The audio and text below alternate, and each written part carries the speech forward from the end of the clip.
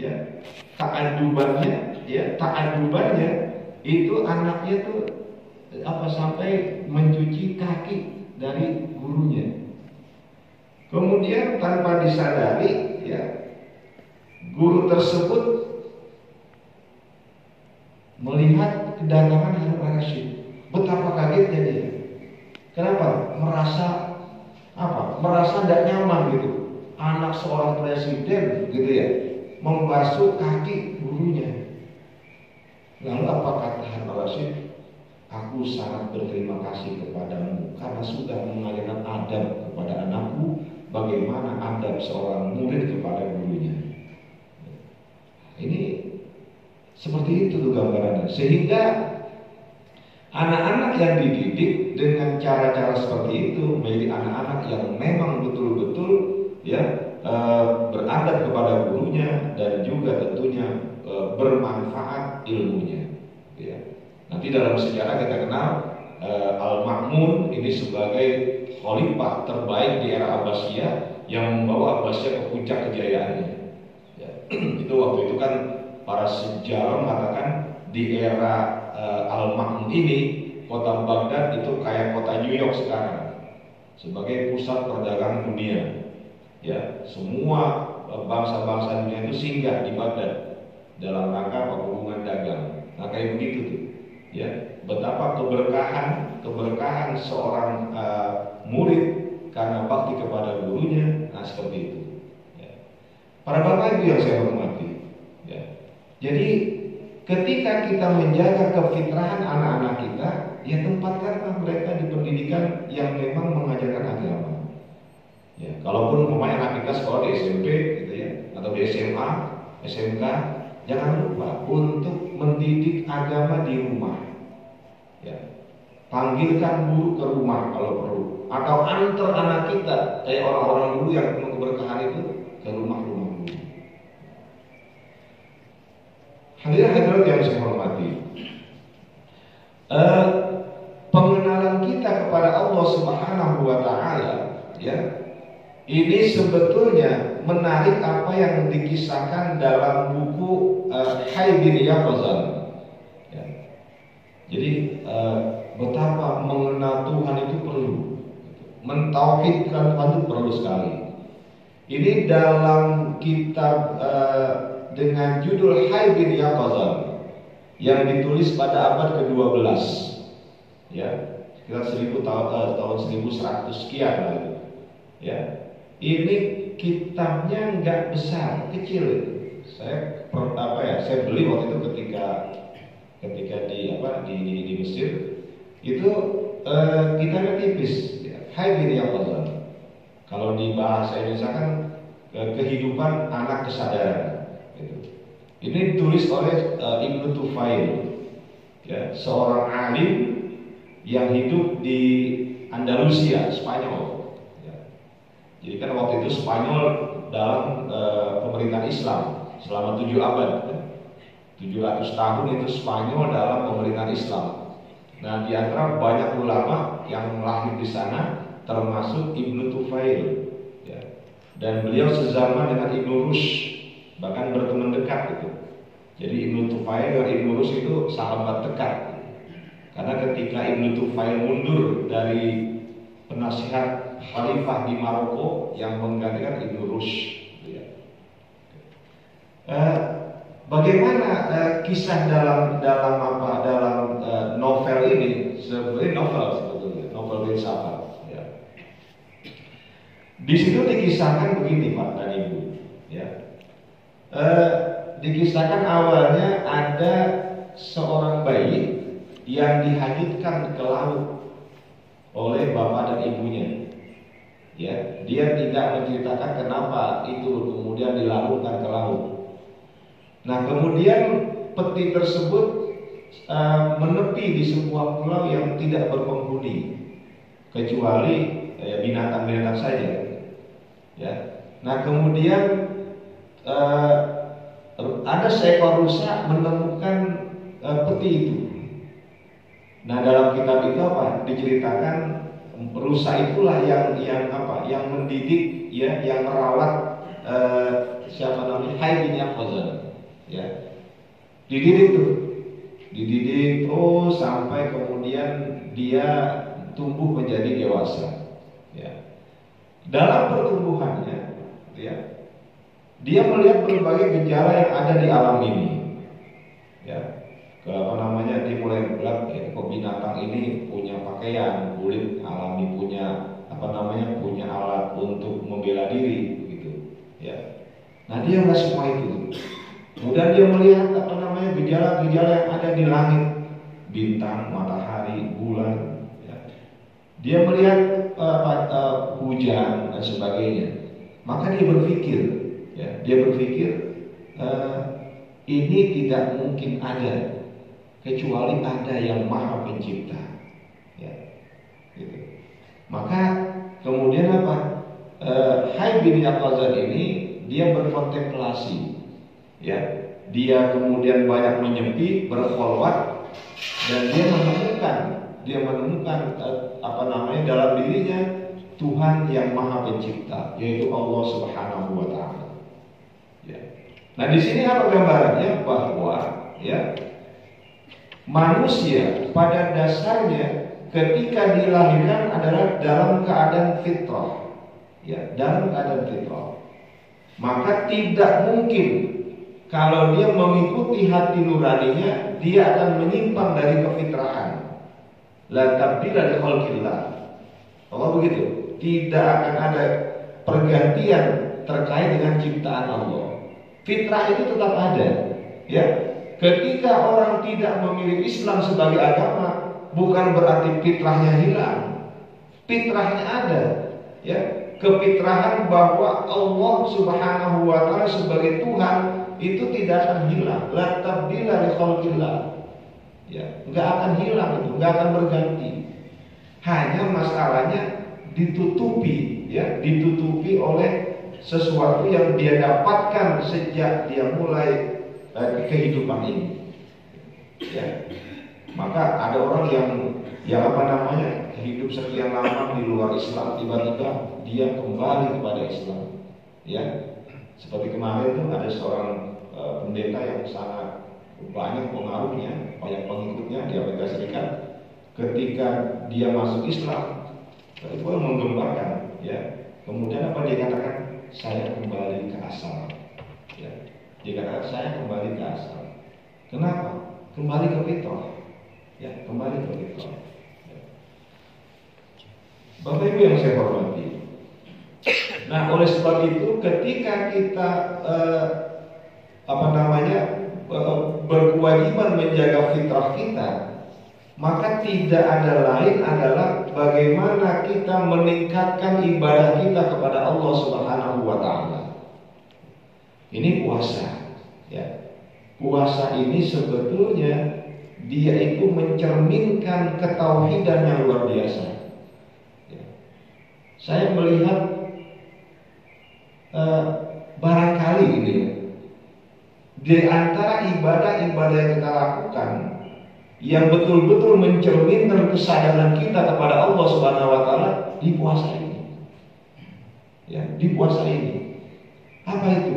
Yaitu kesadaran muraqabah. Kesadaran kemahahadiran Allah pada diri kita. Kita kalau sholat mungkin kita nggak bisa menahan itu, ya, pikiran kemana-mana, gitu ya.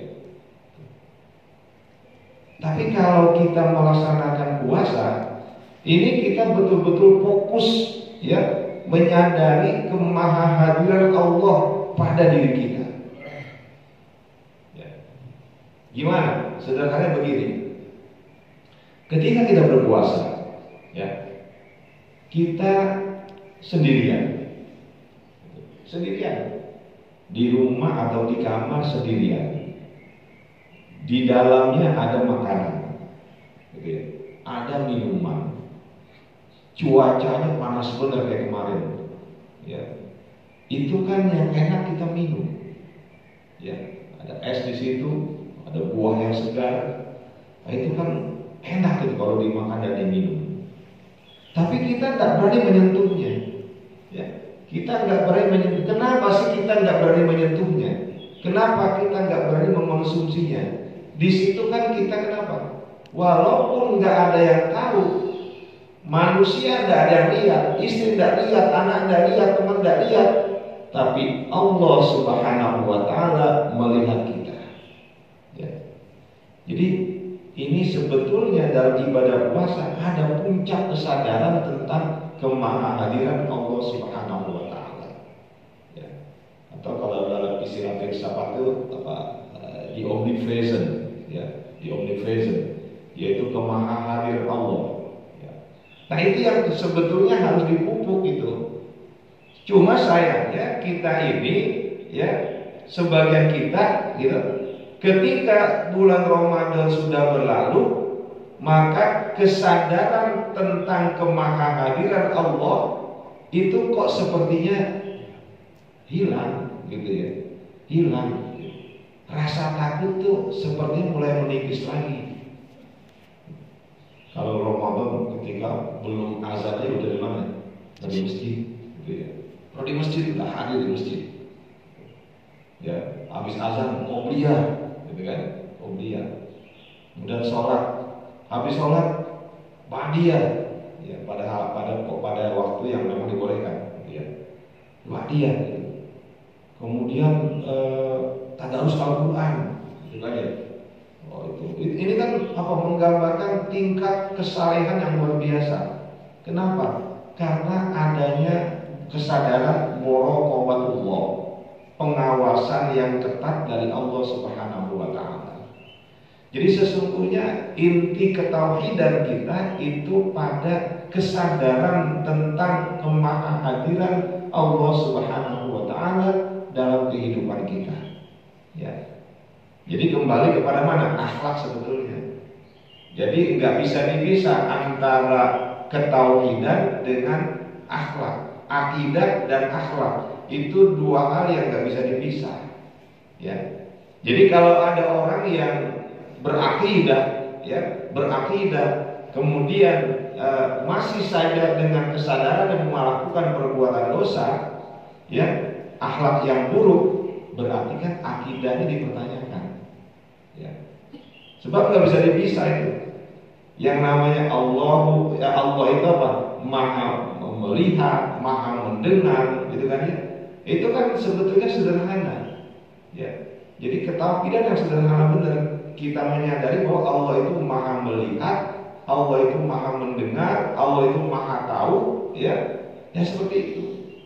Tapi kita seringkali lalai sehingga perbuatan-perbuatan dosa kita lakukan. Ya.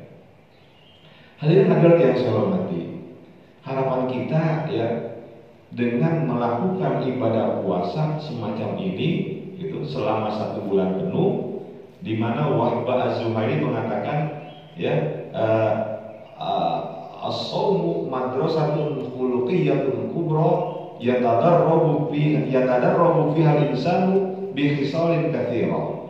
Ya. Ini beliau menempatkannya di nomor 1 ketika membahas min fawaid shaum atau min fawaid siyam. Nomor 1 itu tahu apa? As-shaumu madrasatun khuluqiyyatun kubra. Puasa itu merupakan, ya, lembaga pendidikan akhlak yang agung, yang besar. Ya. Kenapa? Beliau katakan ya tadarrabu bihal insanu bi khisalin katsira, di mana di dalamnya manusia melatih diri terhadap beberapa karakter yang ada pada diri mereka. Kita mau bohong jangan, gitu kan? Kenapa? Lagi puasa. Gitu. Ya, kita mau ghibah, stop. Kenapa? Lagi puasa. Gitu. Apakah itu hanya tidak dibolehkan ketika sedang berpuasa? Kan tidak. Ya, sebetulnya di semua keadaan yang namanya bohong, ghibah, ya, namimah, adu domba, itu kan nggak boleh, gitu ya. Nah, cuma sebulan ini kita betul-betul dikondisikan kayak begitu. Dikondisikan bahwa Allah tahu loh, gitu ya. Allah tahu. Ya. Sehingga dengan demikian pembiasaan selama 1 bulan penuh ini, terkait dengan ketauhidan kita kepada Allah Subhanahu wa taala nanti akan membentuk yang namanya manusia bertakwa. La'allakum tattaqun, ya. Dan di antara manusia yang bertakwa adalah manusia yang senantiasa menjaga nilai-nilai akhlak mulia, termasuk nilai-nilai ketauhidan kepada Allah Subhanahu wa taala. Ya. Nah, kita kan dekat sama Allah, ya. Allah yang apa? Fa iza sa'alaka 'ibadi 'anni fa inni qarib. Nah, gitu ya.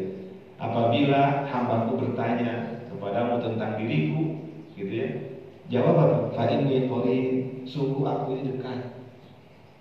Ya, dekat gitu. Seberapa dekatnya Allah? Allah nyatakan dalam ayat lain, wa nahnu aqrabu ilaihi min hablil warid. Aku lebih dekat kepadanya daripada urat nadinya sendiri. Ya. Jadi dekatnya kita kepada Allah, dekatnya Allah kepada kita itu kata Allah lebih dekat daripada urat nadi kita sendiri. Urat nadi kita di mana? Kan di sini. Ini ada urat nadi di bagian leher, ya. Dalam itu apa? Dalam pernyataan itu apa? Allah lebih dekat daripada itu, ya, dengan diri kita. Nah, oleh sebab itu, ya, sekali lagi kita berharap mudah-mudahan ini puasa menjadi puasa yang lebih berhasil, ya, lebih mendidik. Juga ketika nanti kita udah lewat Ramadan itu, seorang pedagang jujur dengan cara dagangnya, gitu kan ya, nggak mengurangi timbangan dan takaran, gitu, ya. Seorang pegawai jujur dengan pekerjaannya, ya, dia komitmen. Kalau memang bekerja dari jam 8 sampai jam 4, ya di sini dia kerja, ya, dia bekerja penuh, gitu, sesuai dengan amanahnya. Seorang pengusaha dia tidak akan curang dengan bagaimana dia melakukan bisnisnya, ya. Nah, ini merupakan apa? Hal-hal yang perlu untuk digarisbawahi, ya. Sebetulnya mau ngapain sih kita puasa, gitu ya. Nah, tujuannya ya ini, ya. Dikatakan nanti kan banyak tujuannya, tapi yang paling pokok adalah bagaimana kita menempatkan puasa Ramadan ini sebagai madrasatun khuluqiyyatun kubra, sebagai pusat pendidikan dan latihan yang besar untuk membentuk kepribadian kita yang terbarukan, ya. Nah, seperti layaknya seekor ular, dia akan berganti menjadi kuku yang indah melalui proses berpuasa selama beberapa hari dalam kepompong, gitu kan ya. Nanti setelah itu dia akan berubah menjadi kupu-kupu dari sesuatu yang menjijikkan menjadi satu makhluk yang sangat diminati oleh banyak orang. Saya kira ini ya bahasan tentang akidah dan akhlak yang mungkin saya kaitkan dengan puasa kita. Mudah-mudahan bermanfaat untuk saya pribadi dan untuk kepada para jamaah. Mungkin karena memang tuntutannya akidah, ya, tauhid, ya. Mungkin pada pertemuan kedua kita lebih menuki kepada memahami aliran-aliran akidah tauhid yang ada di dalam umat Islam, ya. Nanti ada Ahlussunnah wal Jamaah, ada Mu'tazilah, ada Khawarij, ya. Nanti coba kita bahas satu persatu, ya, seperti apa pemahaman mereka tentang ketauhidan. Ya. Mohon maaf kalau dalam bahasan ini mungkin bahkan sangat banyak kekurangannya, ya, karena memang keterbatasan kemampuan saya dan ini wilayah yang memang sangat sulit, ya, itu untuk bicara tauhid, karena ini berkaitan dengan bagaimana kita menjaga fitrah kita, ya, yang udah Allah berikan sejak awal, bahwa kita ini mengakui hanya Dia sebagai Tuhan kita, ya. Mungkin kalau ada yang ingin mempertajam lah, ya, atau mendiskusikan, disilakan, gitu ya. Kita bersama-sama nanti kita bahas, ya. Silakan kalau memang ada, sehingga kita menjaga Islam dan iman kita dengan sebaik-baiknya. Karena sesungguhnya iman tersebut tidak hanya cukup melalui hati, tapi dia melalui lisan dan juga melalui perbuatan. Jadi ada ikrar bil lisan gitu ya, ada ikrar dengan lidah, kemudian ada yakin bil qalb, ada keyakinan dengan hati, kemudian wal amal bil arkan, dan juga kita ada actionnya. Itulah nama iman ya. Jadi jangan cerita iman kalau kita nggak bisa mewujudkan 3 hal itu. Jadi yang pertama Pak, dengan hati kita mengimani Allah, kemudian dengan lidah kita mengucapkan ya kesaksian, dan dengan amal perbuatan kita yang nyata dalam bentuk amal soleh, itulah yang namanya keimanan. Ya, demikian. Wassalamualaikum warahmatullahi wabarakatuh.